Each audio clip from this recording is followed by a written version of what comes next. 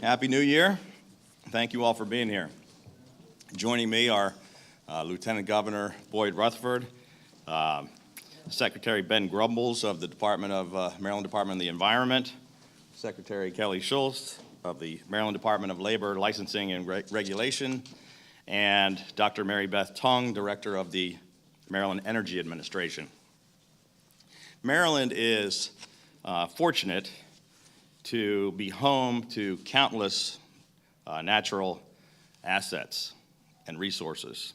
And making our environment cleaner and healthier has been one of the top priorities of our administration. Over the past 2 years, our team has made incredible progress. Maryland has been leading the charge when it comes to initiatives to protect the environment.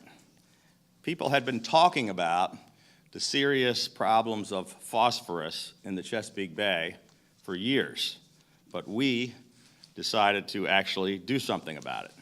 So immediately after I took office, we brought together all of the stakeholders, environmental groups, farmers, community leaders, the poultry industry, and we hammered out a compromise phosphorus management solution that has been called one of the most significant steps to clean up the Chesapeake Bay in a generation.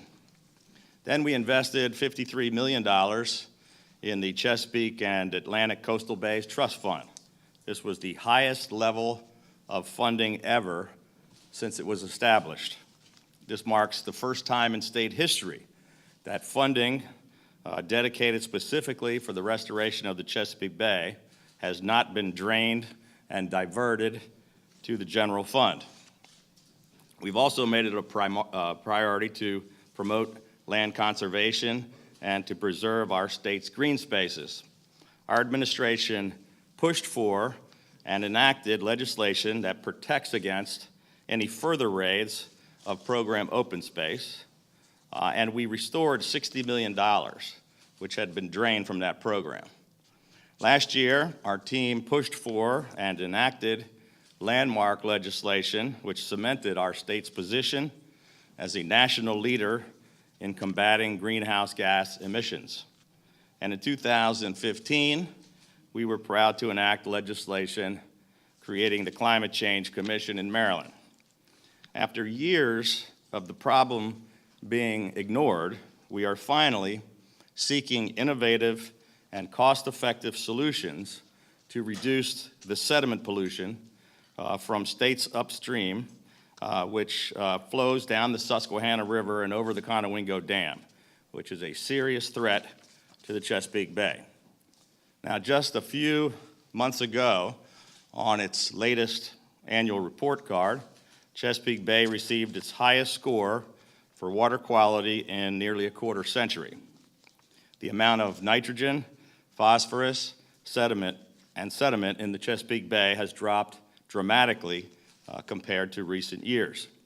From day one, our administration has been aggressive, proactive, and innovative in our efforts to safeguard Maryland's environment and to create a cleaner and healthier Maryland. Today, I am pleased to announce several new environmental initiatives and targeted investments that we are introducing, totaling nearly $65 million.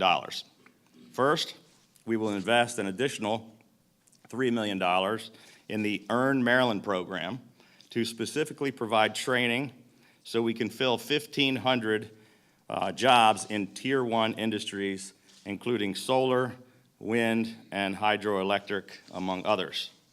In addition, we will invest $41 million in Tier 1 renewable energy projects through the Strategic Energy Investment Fund through the Maryland Energy Administration.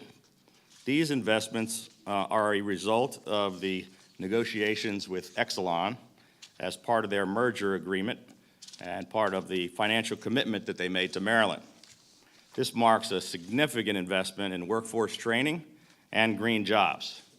EARN, which stands for Employment Advancement Right Now, and I want to give a shout out to Secretary Schultz for her great work. This is a nationally recognized workforce initiative which has already provided nearly 1,700 unemployed or underemployed Marylanders with training. More than 82% of those who get the job training in this program have obtained employment. We currently have 37 earned partnerships with over 650 partners. With a trained workforce, we can better compete and help renewable energy companies grow. Not only will this investment build on the EARN program's proven success rate, it will also allow our state to directly invest in renewable energy projects, which will improve both our environment and our economy. Second, our administration will introduce the Clean Cars Act of 2017, which will increase our investment in both the electric vehicle and in the charging station tax credit programs.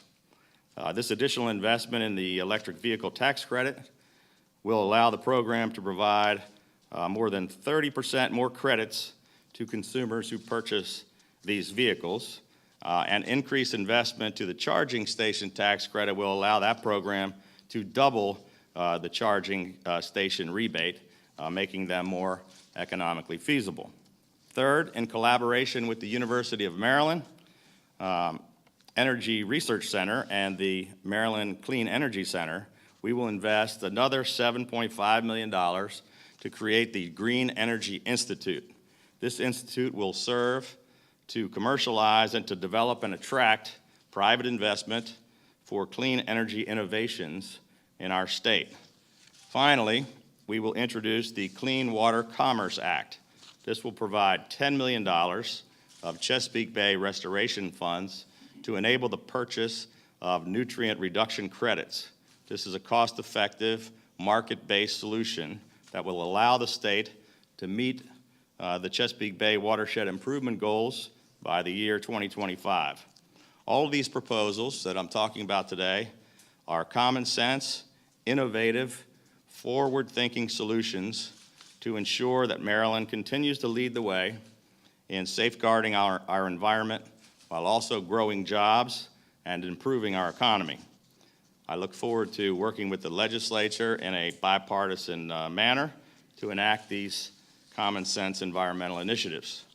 We owe it to the next generation of Marylanders to continue to find innovative and cost-effective ways to protect Maryland's environment and to stimulate a continued economic growth and improvement in Maryland. Thank you.